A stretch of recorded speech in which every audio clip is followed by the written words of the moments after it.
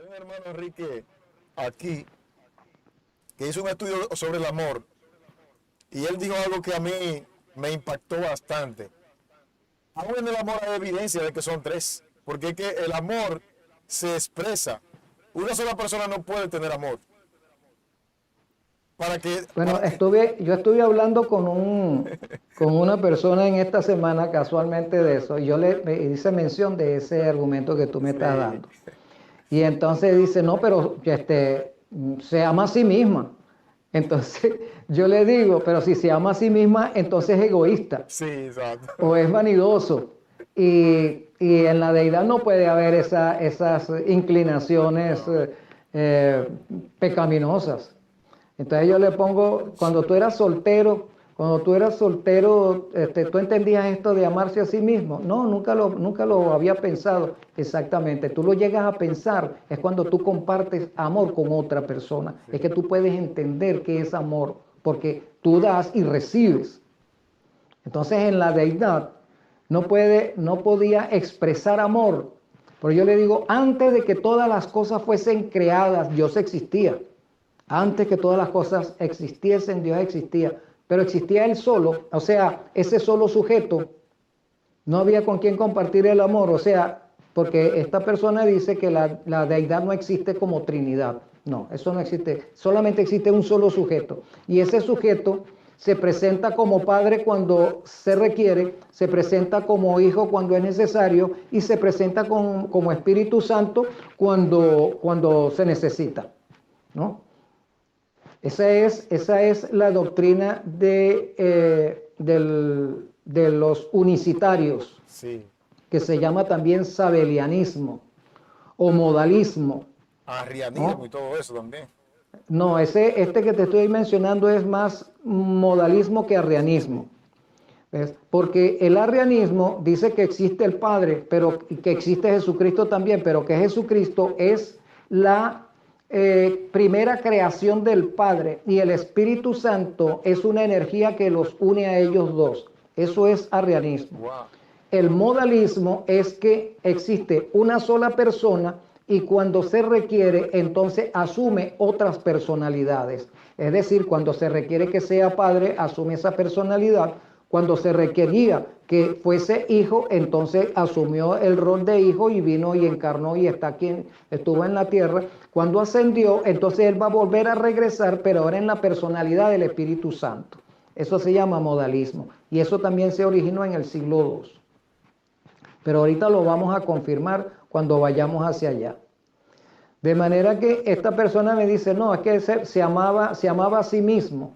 Es que una persona cuando se ama a sí mismo no tiene, no, ni da amor ni lo recibe, porque es egocentrista. Y Satanás acusó a la deidad de ser eso, Sí. de ser egocéntrico. Bueno, San Juan 7:39 nos dice, él decía esto del Espíritu, que los que habían creído en Él habían de recibir, porque el Espíritu no había sido dado todavía, pues Jesús aún no había sido glorificado. ¿Ves? Entonces Jesús se está refiriendo al Espíritu Santo, que no había sido, el Espíritu Santo todavía no había comenzado su labor en la etapa de la era cristiana, porque Jesús todavía no había sido glorificado. Es decir, Jesús todavía no había completado su labor referente a su ministerio terrenal. Pero una vez que Cristo cumple con su ministerio terrenal y tiene que ascender al cielo para ser entronizado y para desempeñar sus labores de sacerdote, entonces el Espíritu Santo es ofrecido y ahora Él asume la responsabilidad de conducir al pueblo de Cristo hasta las mansiones celestiales. Es lo que nos está diciendo San Juan, ¿verdad? Y el capítulo 15, el versículo 26 nos dice, cuando venga el Consolador a quien yo enviaré del Padre, fíjate, están mencionados otra vez tres personas, es decir, el Espíritu de verdad que procede del Padre, Él dará testimonio de mí. Entonces cuando dice allí que procede del Padre, muchos pueden agarrar este texto, pero si es una inmanencia que sale del Padre, es una energía que sale del Padre. Pero es que si tú estás utilizando una versión que utiliza el término procede, pero si buscas otra versión que diga el Espíritu de verdad, que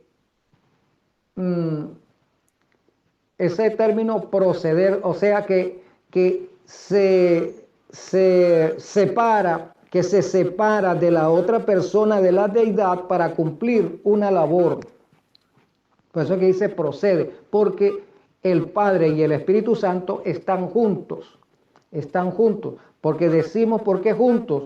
Porque son omnipresentes, están aquí, están en todo lugar, pero Jesús está utilizando términos humanos para que nosotros podamos entender las cosas. Esto se llama también, tiene un término importantísimo cuando la deidad utiliza aspectos humanos para que nosotros podamos entenderlo. Entonces nos dice que el Espíritu Santo proviene del seno de la deidad y él cuando está aquí en la tierra entonces dará testimonio ¿de quién? De Cristo, dará testimonio de mí. El Espíritu Santo da testimonio de Cristo no solamente cuando está en su ministerio terrenal, no solamente cuando está como humano durante estos 30 años.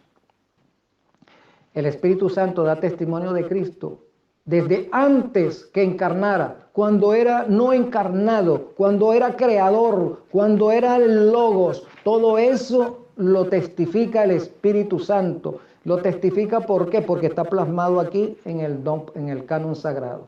El Espíritu Santo está dando testimonio del Verbo en las Sagradas Escrituras. Ahora, San Juan 16:7 nos dice, pero yo os digo la verdad, os conviene que yo me vaya, porque si no me voy, el Consolador no vendrá a vosotros, pero si me voy, os lo enviaré. Ahí están dos personas. Sí. Están dos personas allí. No está hablando del mismo, porque entonces dirían, es mejor que yo me vaya y luego que yo haga lo que vaya a hacer, yo voy a volver para seguirlos consolando. No, eso no es lo que está expresando ese texto. Y el 17:9 de Juan, yo ruego por ellos, no ruego por el mundo, sino por los que me has dado, porque son tuyos. Ahí está hablando también de una segunda persona. Jesús hablando en primera persona y remitiéndose a una segunda persona aquí. Hechos 1:4, y reuniéndolos les mandó que no salieran de Jerusalén, sino que esperaran la promesa del Padre, la cual les dijo, oísteis de mí. ¿Cuál era esa promesa? El derramamiento del Espíritu Santo, el poder del Espíritu Santo, la unción del Espíritu Santo. Eso es a lo que nos referimos cuando decimos la lluvia tardía del Espíritu Santo.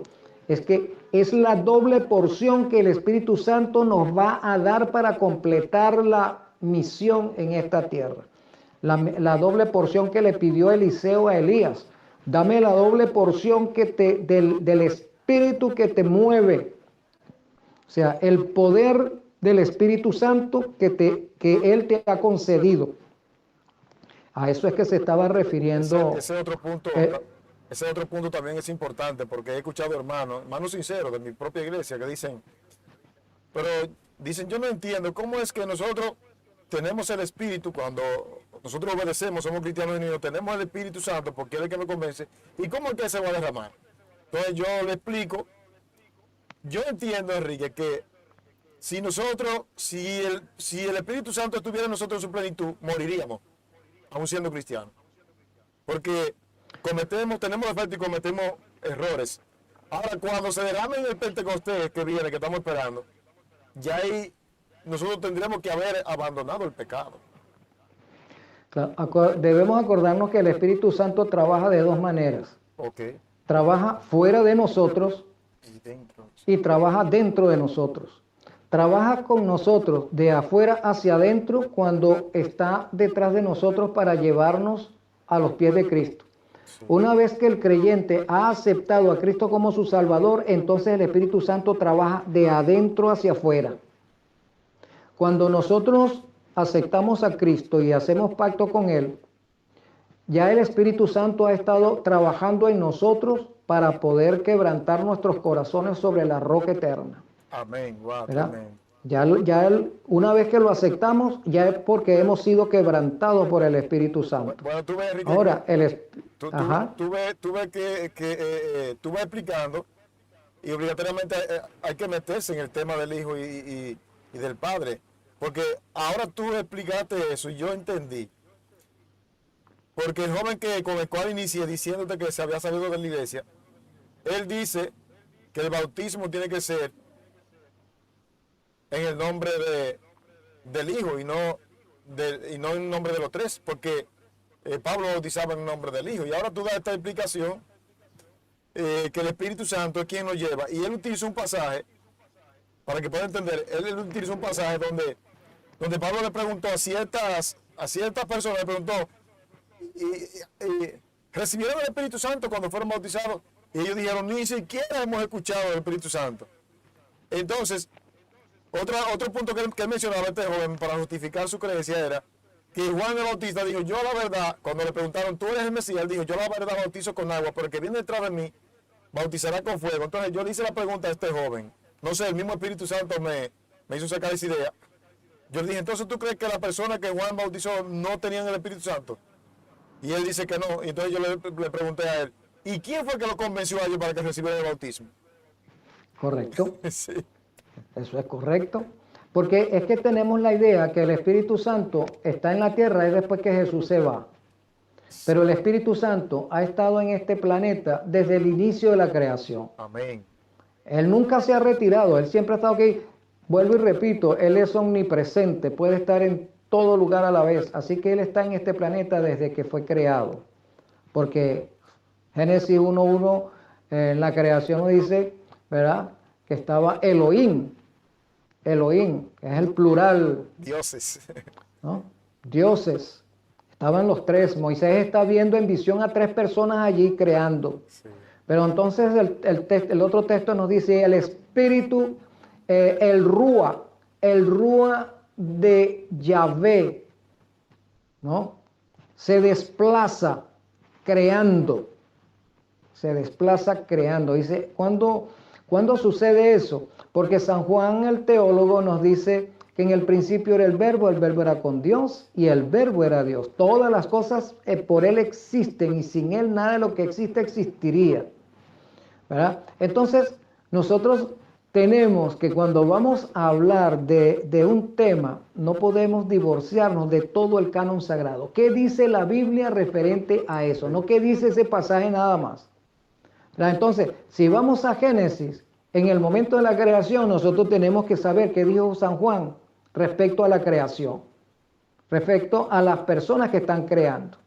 Entonces, el verbo es el creador, él es propiamente dicho el creador, el verbo, pero el verbo es el logos, es decir, es la palabra viviente, la palabra innombrable, recordando que en Éxodo dice, no tomarás el nombre de Jehová tu Dios en vano, ¿no? Entonces, el nombre de la deidad se pierde en la historia porque los hebreos, para no violentar el tercer mandamiento, lo obviaban e inventaron otros nombres para referirse a él sin violentar el mandamiento. ¿Ves? Entonces, pero Cristo, el verbo no encarnado, Él es el Logos, Él es la palabra innombrable. Él creó al universo, Él lo creó. Pero ¿quién es el agente ejecutor? El agente ejecutor es el Espíritu Santo, porque Él es el que infunde vida, Él es el que infunde el aliento, ¿verdad?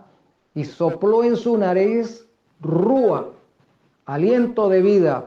Así que infundió aliento a las plantas, infundió aliento a los animales, infundió aliento, si podemos decir, a la misma tierra. Porque en el suelo hay vida. Sí. porque ahí están los minerales y todos los nutrientes con los cuales las plantas se alimentan. ¿Ves? De manera que ahora nos falta saber qué hacía al que llamamos Padre. Porque alguien dijo, no, que el Padre es el arquitecto, Jesús es el albañil y tal. Entonces ponen a uno como el primero, el otro es el segundo, o sea que el segundo es subalterno del primero y el tercero es subalterno también. ¿Y qué resulta? Que la deidad no hay subalternos, todos son uno, uno son. Es decir, el que llamamos Padre es uno, el Verbo es uno y el Espíritu Santo es uno. Por eso es que los tres uno son. No es que los tres son uno. Los tres uno son. Un solo Dios. De manera que nosotros tenemos que poner a funcionar nuestra mente basándonos en lo que está escrito para poder armar este rompecabezas de la deidad. Seguimos con el libro de San Juan. Y en cuanto a vosotros, la unción que recibisteis de él permanece en vosotros y no tenéis necesidad de que nadie os enseñe.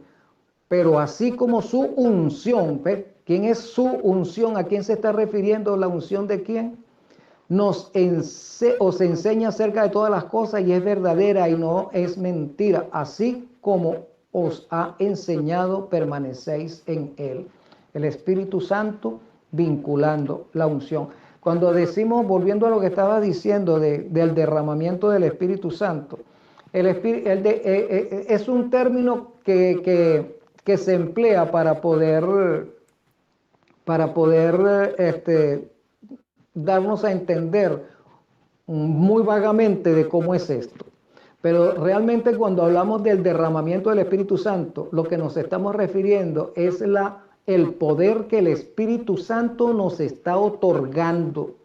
Eso es lo que es el derramamiento del Espíritu Santo, ¿verdad? El poder que Él nos está dando. Cuando nosotros nos bautizamos, el Espíritu Santo nos otorga una unción, una primera unción.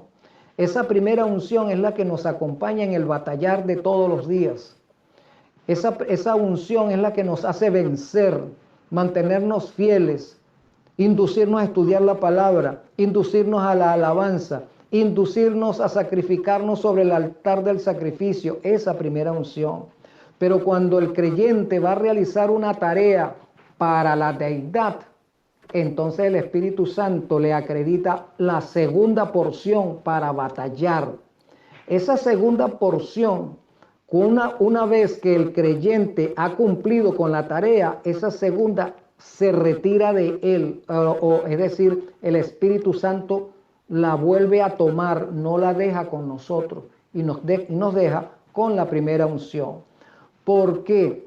¿Qué versículo o qué pasaje de la Biblia nos habla de eso? Cuando Jesús envió a predicar a sus discípulos y cuando llegaron, cuando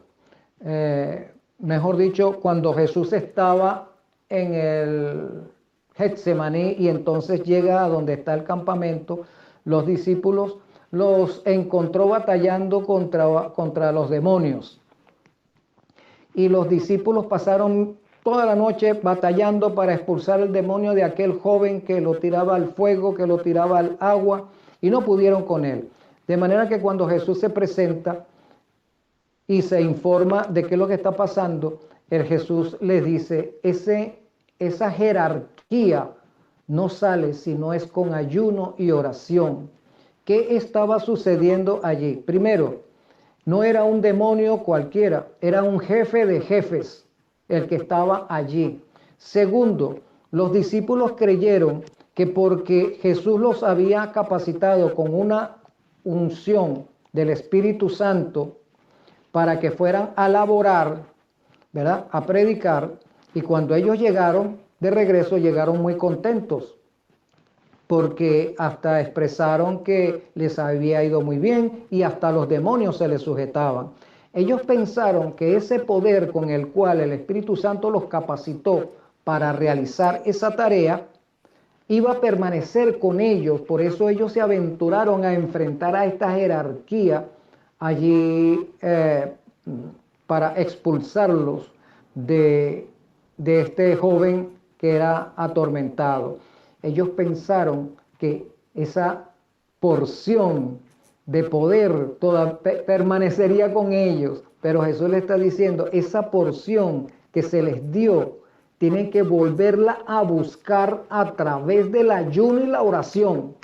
Eso es lo que Jesús les está diciendo. Ustedes están creyendo que porque ya hicieron eso antes, pueden hacerlo, pueden seguir haciéndolo ahora, sin buscar la capacitación que te dará el Espíritu Santo. Por eso es que los mandó ayuno y oración, consagración para esa tarea que vas a hacer. Y regresando a lo que habías dicho antes, esa doble porción se nos retira, porque si no se nos retira, nosotros podemos llegar a pensar o llegar a envanecernos de que nosotros tenemos ese poder y nosotros debemos permanecer dependientes del Espíritu Santo.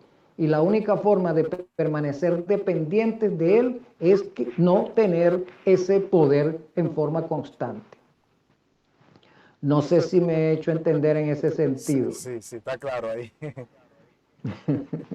Muy bien, vamos a avanzar un poquito. Yo me voy a ir un poquito más adelante y para hablar acerca de algo, del modalismo.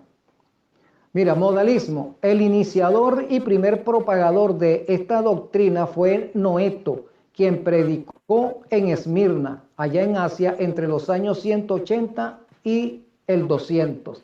O sea, estamos hablando del segundo siglo. De su enseñanza nos informa Hipólito. Este era un escritor de los primeros en los tiempos después de los apóstoles. Esta consistía en la afirmación neta de un solo Dios único, el Padre. O sea, no había más nadie, no existía el Verbo, no existía el Espíritu Santo, sino solamente el Padre. Esto se llama modalismo. El modalismo es un término acuñado en el siglo XIX por opositores trinitarios para describir una posición, según sus seguidores, estrictamente monoteísta, donde Dios es definido como un espíritu único e indivisible, que se manifiesta al hombre de diversos modos, y que fue manifestado en carne como Jesucristo con el propósito de redimir al hombre. Antes de la invención del término modalismo, dicha doctrina había sido conocida con términos como monarquianismo, que es la creencia en un solo rey o monarca, el cual es Dios. Se conoce también como sabelianismo o herejía sabeliana, contra la que luchó en el siglo IV el cristiano Basilio Magno. Los pentecostales del nombre de Jesucristo defienden la teología modalista, aunque prefieren utilizar el término unicidad de Dios. El modalismo se define en el hecho de que Dios no es una esencia compartida por tres personas, sino que existe un solo ser en tres modos en diferentes tiempos. Los pentecostales del nombre, a diferencia de la posición de Sabelio, creen que en el Antiguo Testamento Dios se manifestó como Padre. En el Nuevo Testamento, durante su encarnación, se manifestó como Hijo, y desde el Pentecostés se manifestó como el Espíritu Santo.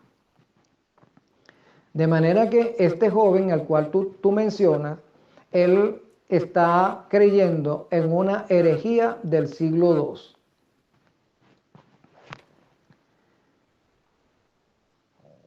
II. Y además de esto, tenemos lo siguiente.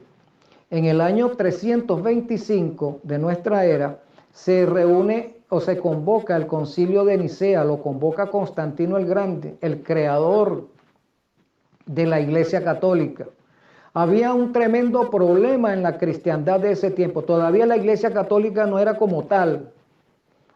Estamos en el proceso según la profecía de las 7 iglesias.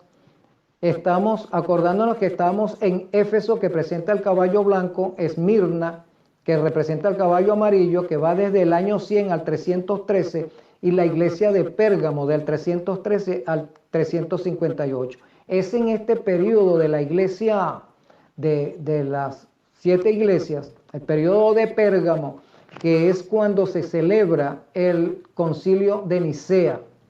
Entonces, la pureza de la doctrina estaba siendo defendida ya no por todos los cristianos, porque la mayoría de los cristianos progresivamente se estaban regresando al paganismo, pero los fieles, los que permanecían fieles a las doctrinas apostólicas, seguían defendiendo la verdad. Es decir, hasta el tercer siglo, la verdad de la deidad o de la Trinidad, aunque el término Trinidad no existe en la Biblia por ninguna parte, pero es innegable la existencia de 3 personas en la deidad, ¿verdad? Entonces, al llegar a Pérgamo, hubo creyentes que estuvieron en ese concilio defendiendo la doctrina de la deidad. ¿Contra quién? Contra el arrianismo.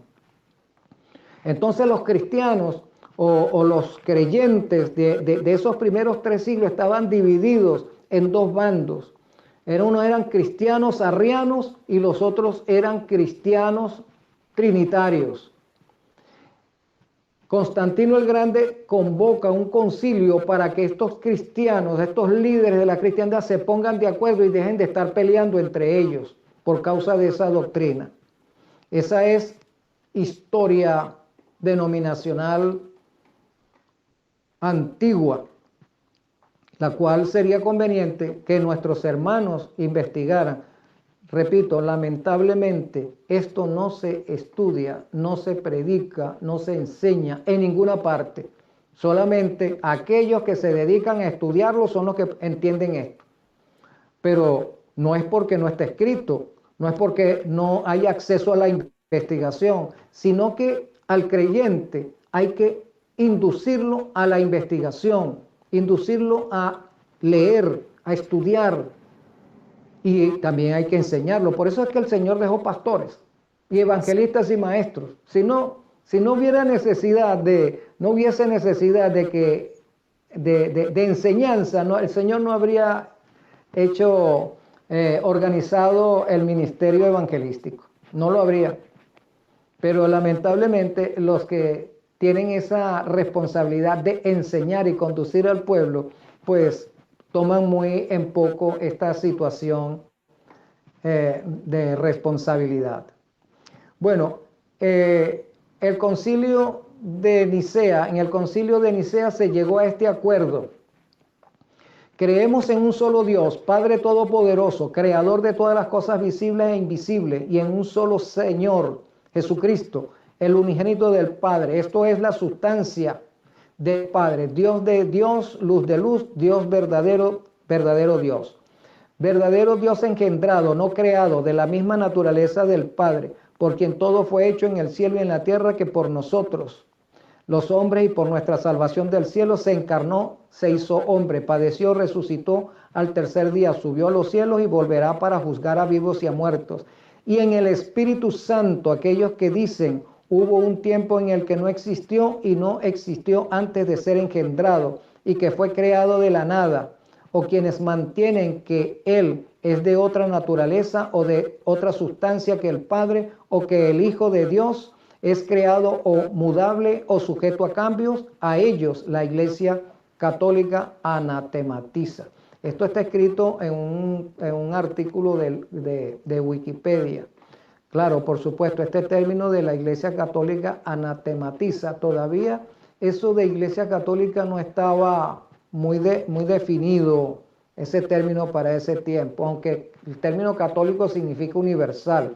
Cuando el cristianismo o esta forma de religión cristiana con paganismo surge en el mundo, o en el Imperio Romano, mejor dicho, que era el mundo para ese tiempo todo, es que se lleva el cristianismo a la religión oficial del Estado. Es universal. En todo el Imperio Romano esa era la religión oficial. Muy bien, entonces adquiere ese calificativo de católico. Pero eso no quiere decir que en este concilio de Nicea Dios no haya tenido fieles que defendieron la doctrina de la deidad. Y entonces, en ese concilio, los trinitarios ganaron y por eso se emite este artículo del concilio de Nicea.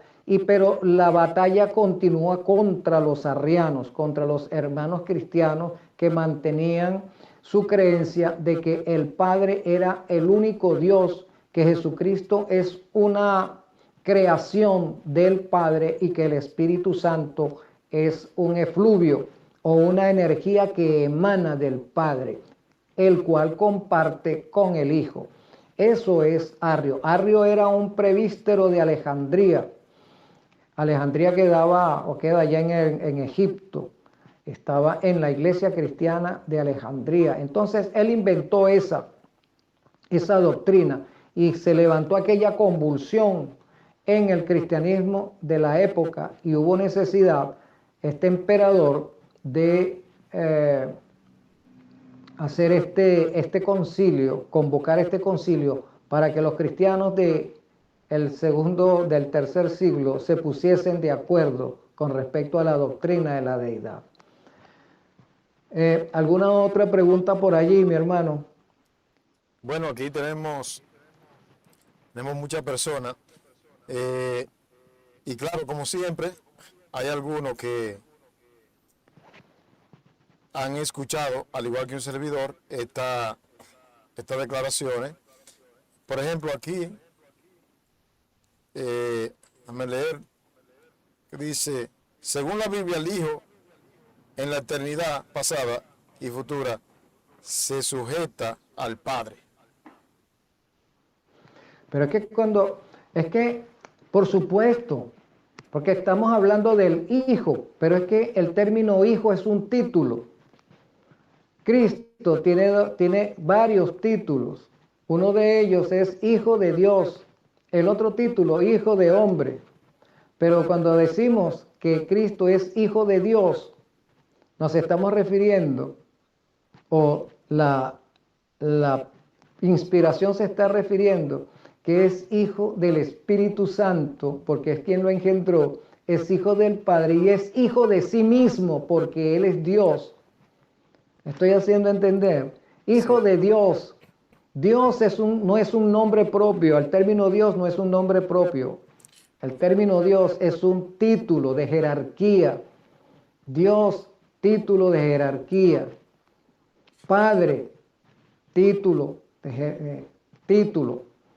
Cristo es un título porque Cristo significa el ungido. Mesías significa el ungido, son títulos. El Espíritu Santo son títulos que tienen la deidad. De manera que cuando Jesús asume ese calificativo de Hijo de Dios, se está refiriendo que Dios son tres personas. Así que si Dios son tres personas, significa que la condición humana del Verbo es hijo de los tres, de las tres personas que conforman a la deidad. Eso es lo que nos está diciendo la inspiración. Aquí la hermana... Entonces, como hijo, el Verbo, cuando encarna, es hijo de Dios y ahora se va a sujetar. Pero ¿a quién se sujeta realmente? Se sujeta a los acuerdos que se tomaron en concilio en el cielo cuando el hombre cayó en pecado. La fase que aparece allí, el hombre cayó en pecado, se reúne en concilio la deidad y toma las medidas para enfrentar el pecado que ha entrado al universo. ¿Ves? Eso es lo que nos está diciendo. Entonces, el Verbo encarnado como Dios estuvo en ese concilio trazando el plan con las otras dos personas de la deidad. Cuando el hombre cae en pecado, el Verbo es el que dice: yo pongo mi vida, la pongo y la tomo de mí mismo, nadie me la quita ni nadie me la da. Yo redimiré al hombre, yo derramaré mi sangre como humano por el hombre, porque recordamos que el asunto de la guerra es específicamente contra el Verbo, contra el Creador. Ese es el encono de Satanás, contra el Verbo. Entonces el Verbo es acusado como tirano y por consiguiente las tres personas de la deidad son acusadas como tirano. El Verbo asume el rol de venir a esta tierra, encarna y se introduce en esta tierra para pagar el rescate nuestro. Cuando entra a esta tierra, el Verbo se llama Cristo, se llama Hijo, Hijo de Dios, Hijo de hombre. Entonces, el Verbo, Cristo, está sujeto a los acuerdos que se tomaron en el cielo para salvar al hombre. Y si Él trazó el plan conjuntamente con nosotros, Él no podía salirse de ese plan. Aunque Él, Cristo, allí en el Getsemaní, que Él dice Padre, pero cuando habla de Padre está hablando de la deidad, de las otras dos personas que junto con Él trazaron el plan. Qué duro es llevar a cabo este plan desde mi condición humana, si es posible que esto no pueda suceder. Está hablando para nosotros, no está hablando para la deidad, está hablando para nosotros. Y de la misma manera nos está dando el ejemplo de que la copa que nosotros tenemos que tomar para poder ser salvos, solamente la podemos pasar si estamos fusionados con la deidad. Pero tenemos que tomar la copa. Es imposible que no la tomemos, porque Cristo la tomó, el Verbo la tomó, nosotros también tenemos que tomarla. Correcto. La hermana Patricia Noa, ella escribe en el chat: el espíritu de Génesis, según Elena de White, es el Verbo y la luz verdadera. Y Juan nos dice que este Verbo se hizo carne. Ese Verbo, espíritu, se le preparó un cuerpo que se llama Jesús. Ahí vamos a ver lo mismo. A la hermana Patricia, si se lee a Mateo capítulo 3, se dará cuenta de que el Espíritu Santo, podríamos decir, asumió un cuerpo que fue el de la paloma, que no fue el de Jesús. O sea que ahí está claro también.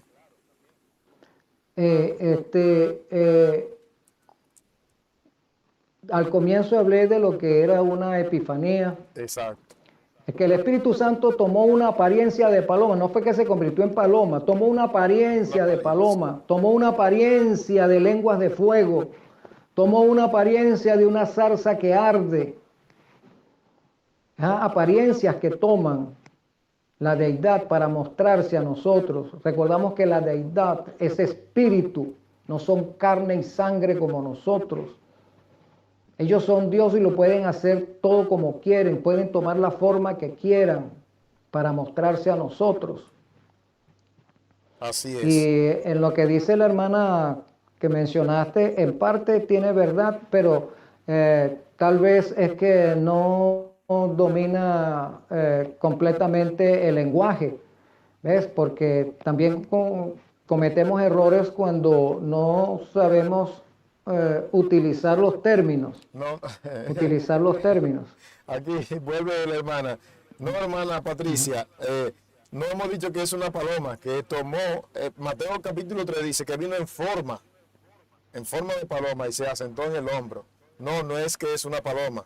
Ahí tiene usted razón. Claro, así es. ¿Y qué otra cosa podemos aplicar ahí sin desviarnos mucho, sino quedarnos con la persona del Espíritu Santo? Y lo de la deidad, bueno, el resto podemos hablarlo en otro momento. Sí, claro. Pero lo cierto es que hay alguien que dice que el Espíritu Santo es el mismo Dios y que es el mismo sujeto. Pero la realidad es que el Espíritu Santo es una persona totalmente diferente y distinta a las otras dos, así como el Verbo, como Cristo es distinto. Fíjate que Cristo, antes de encarnarse, le conocía como Miguel, ¿verdad?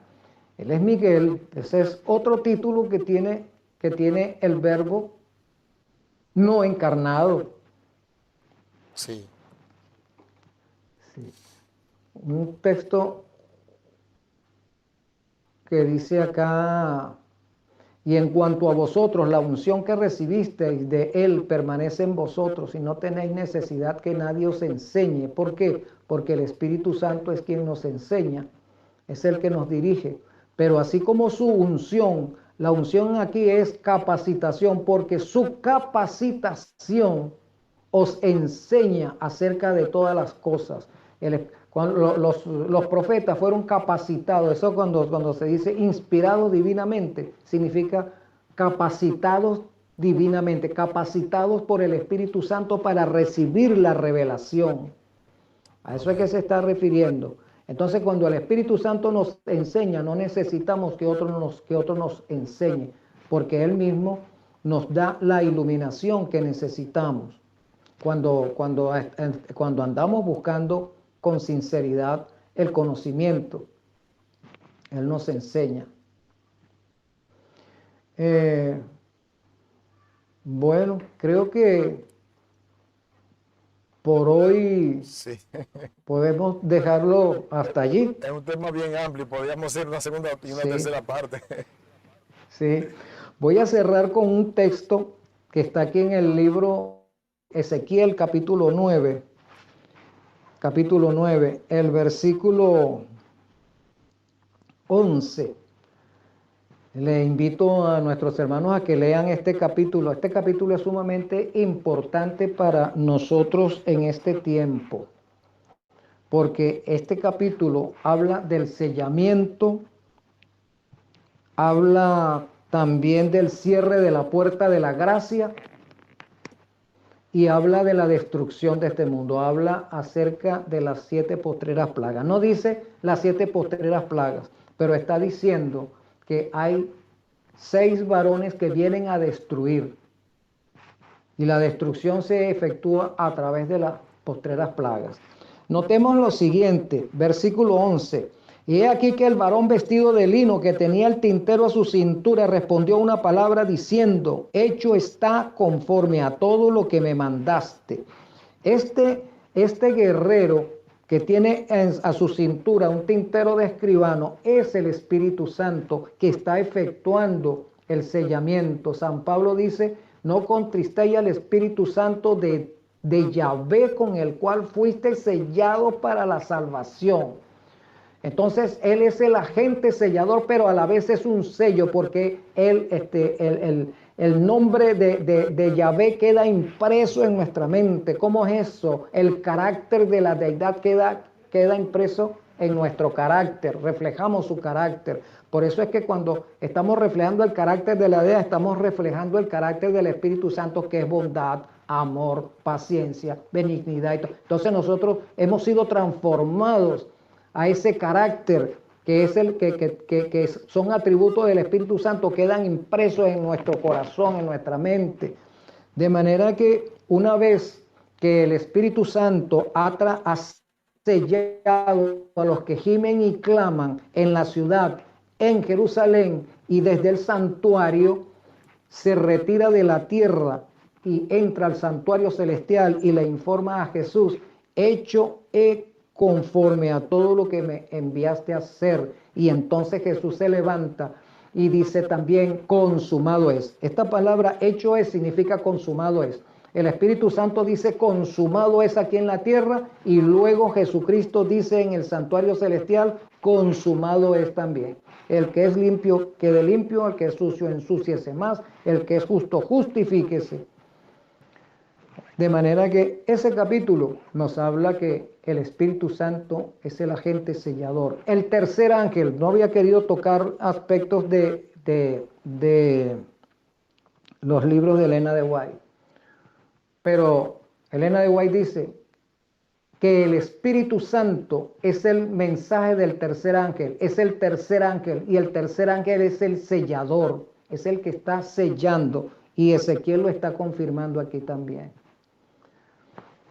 Bueno, prepárese, Enrique, que esas citas las van a pedir en los Sí. comentarios. Sí, vamos a seguir hablando acerca de eso. Sí, Solamente del Espíritu Santo, sin desviarnos hacia otro lado, sin desviarnos. sí. Ella tiene un montón de citas. Yo tengo más de 120 citas donde ella dice que son tres personas indivisibles. Elena de Sí, White. Sí, sí. Pero como dice Elena de White, que cuando estamos predicando que utilicemos canon sagrado. sí, claro. El canon sagrado es el que tiene que darnos la respuesta. Así Porque es. es muy fácil, dice, vámonos para que Elena de Guay a ver qué dice. Y entonces Elena de Guay dice, bueno, entonces ya nosotros armamos el parapeto y tal, qué sé yo, ya somos valientes porque lo dijo Elena de Guay. No, vamos a hablar del canon sagrado. ¿Qué dice el canon sagrado? Porque el canon sagrado es la palabra. Así Y es. ahí es donde tenemos que remitirnos. Luego vamos allá a comprobar si eso es así o si estamos equivocados. Pero aquí, el canon sagrado. Y el canon sagrado nos dice que son tres personas. Bueno, me veo un poco rojito, Enrique. Tendría que seguir configurando porque no soy tan rojo. Así que le pido disculpas a los hermanos. Sí, ahora me estoy viendo, yo estoy como muy rojo, ¿verdad? Demasiado de salud, pero no es así. Que fuiste a la playa en estos días. No, no es ese filtro de OBS. Bueno, la palabra está dicha, hermanos queridos, que el mismo espíritu del cual estuvimos hablando nos haga entender y nos haga aceptarlo, porque sin él nuestra salvación corre peligro. Incluso la misma mensajera, ya que en los comentarios están haciendo alusión a la misma mensajera dice que incluso el sacrificio de Cristo hubiese sido inútil sin la intervención del Espíritu Santo. No podemos sacar el Espíritu Claro. Santo de la deidad, porque Sí, de hacerlo cometeríamos blasfemia. Así que gracias, Enrique, una vez más. sí. Vamos a seguir en este tema porque no nos alcanzó el Vamos a tiempo. seguir. Sí, De hecho, ahí están los primeros tres capítulos de Ezequiel, donde muestra la labor del Espíritu Santo conduciendo al pueblo de Cristo a lo largo de la historia. Y lo tenemos también en el libro de Apocalipsis, cuando está hablando de las siete estrellas, de los ojos de los seres vivientes que están llenos de ojos por todo lugar. Ese es el Espíritu Santo, todo es siete, todo lo que se relaciona con siete es el Espíritu Santo. De manera que tenemos mucho, mucho para investigar. sí, sí. Sí, De paso, el 7, vamos a ver cómo relacionamos en el segundo tema la relación que existe entre el trabajo del Espíritu Santo y el sábado, que están muy estrechamente relacionados. Pues sí. vamos a tener la oración final, hermano Enrique, por favor. Te toca a ti porque yo la tuve al comienzo. A mí que me toca, vamos a orar. Amante Padre, gracias te damos, Señor, por tu palabra. Señor, gracias por tu Espíritu Santo, porque sin Él no estaríamos en tu camino, Señor.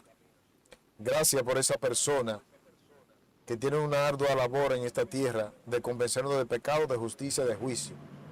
Y gracias porque esa persona ha comenzado en tu pueblo a sellar a tus hijos, Señor. Te damos gracias por eso. Bendice al hermano Enrique, dale vida y salud. También a un servidor. Necesitamos la salud, Señor, de cada uno de los que están también viendo ahí en el canal, para seguir llevando tu obra. Permite que este tema pueda ser de provecho, de aprendizaje para muchos hermanos nuevos en la fe. Y gracias por tu amor y por tu misericordia. Todo esto te lo rogamos en los méritos sagrados de tu Hijo Cristo Jesús. Amén.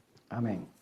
Antes que te vayas, Sí, habíamos hablado que el Espíritu Santo es una persona sí, que siente, que llora, que gime, clama, que oye y que ve. ¿Por qué mejor algunas veces nos decimos, querido Consolador, bendito sí. Espíritu Santo, gracias por escucharme, gracias por darme tu unción, gracias por capacitarme, ilumíname en el estudio de hoy, condúceme, dame el poder que necesito que proviene de ti para vencer, hablando con Él en forma directa y personal. Así es. Porque Él es el que está dirigiendo a la iglesia desde hace 2000 años. Él es el que está dirigiendo todo. Entonces, ¿por qué no lo tomamos en cuenta en forma personal? Sí, así es. Muy poco se habla incluso en nuestras iglesias. Pero para eso el Señor nos tiene a nosotros. Y de nuevo, gracias a... Yo tengo una costumbre, Enrique, en la iglesia cuando me toca dar la bienvenida, ya en varias iglesias han adoptado esa costumbre, que la gloria sea para Dios, que yo le enseñé, Y es que yo le doy la bienvenida, antes de dar la bienvenida a las visitas, yo le doy la bienvenida al Espíritu Santo, porque Él va con nosotros a la iglesia también. Claro. Así que gracias a todos, a ti Enrique un abrazo. Vamos a ver si para el próximo encuentro estoy menos rojito. Bye. Un abrazo para ti, mi hermano, y para todos nuestros hermanos. Gracias.